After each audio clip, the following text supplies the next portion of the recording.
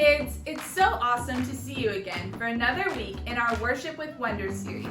We've been learning that worship isn't just something we do with music or on Sundays. It's a way of living that shows God we love Him with our whole hearts.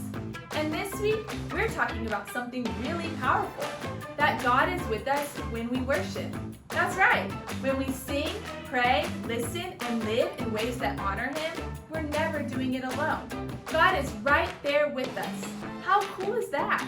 Are you ready to worship the God who's always with us? Let's all stand up and get ready to kick things off by singing to Him together.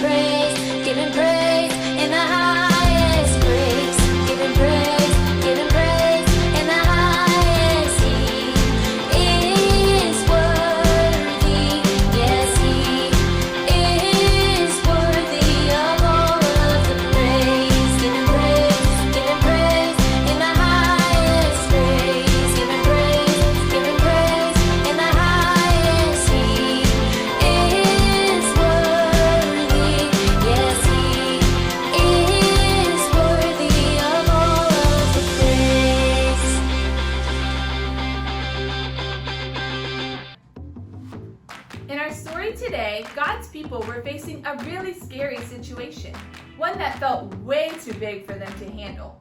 But instead of giving up or trying to fix it all by themselves, they stopped, prayed, and trusted God. They worshiped right in the middle of their fear. You'll hear about a king named Jehoshaphat who led his people to trust in God's power instead of their own. And when they lifted their voices in worship, they discovered that God was already at work fighting for them. So as you watch today's story, I want you to remember this. No matter what you're facing, big or small, God is with you when you worship. He sees you, He hears you, and he's always close when we turn our hearts to him. Let's go check out the story.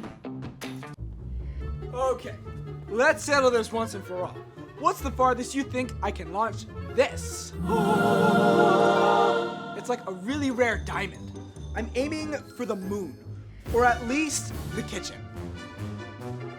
Wait, did I ever tell you about the best battle in history? There was this guy, Jehoshaphat. Sweet name, right? But back up.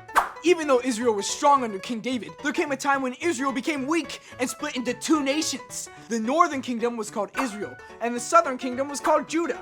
And Jehoshaphat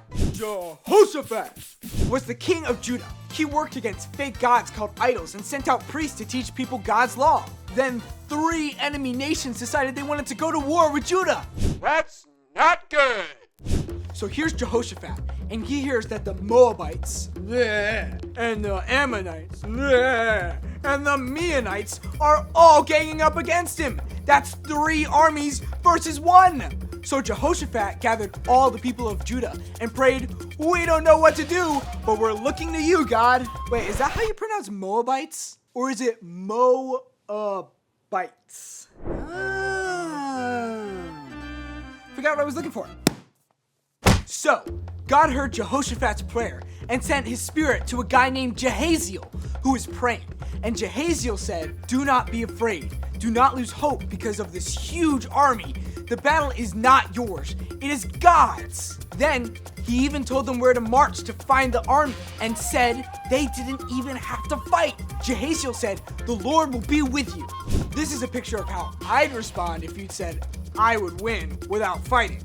And how did Jehoshaphat and the people respond? They bowed down right there and worshiped God.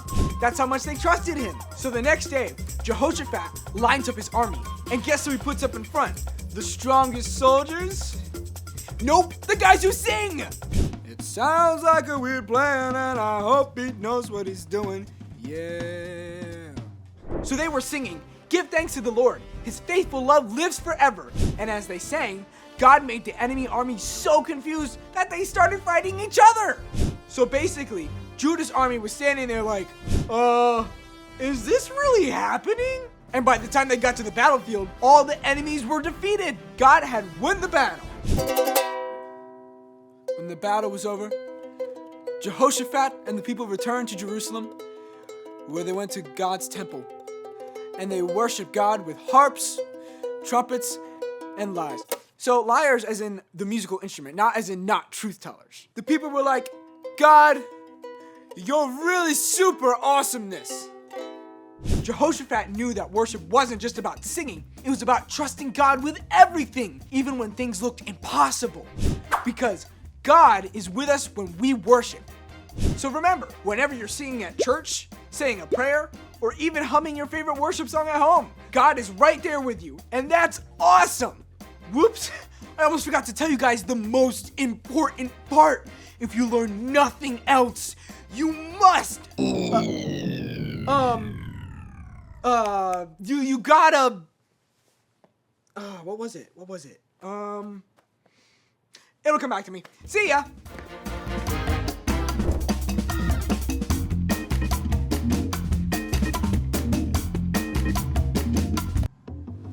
Wow, what an amazing story, right? I mean, who would have guessed that worship would be what led God's people to victory? Today, we saw how King Jehoshaphat and the people of Judah didn't panic. They didn't run, they worshiped, and God was with them through the whole thing. And that's something we can remember too. God is with us when we worship. Now, before we go, let's do something a little different. I want you to think about this question. What's one thing you can worship God for this week?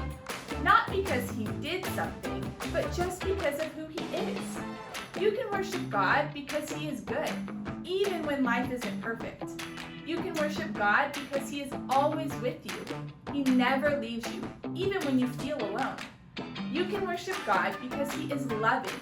His love never stops, even when we make mistakes. You can worship God because He is powerful.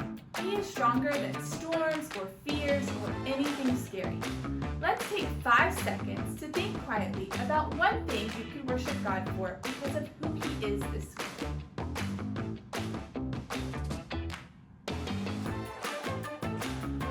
Awesome. As you worship Him this week, I want you to remember that God is always with you. Let's take some time to pray to Him together. God, thank you for being with us when we worship. Help us trust you like King Jehoshaphat did, and remind us that we can praise you anytime, anywhere, because you are always with us. We love you. Amen.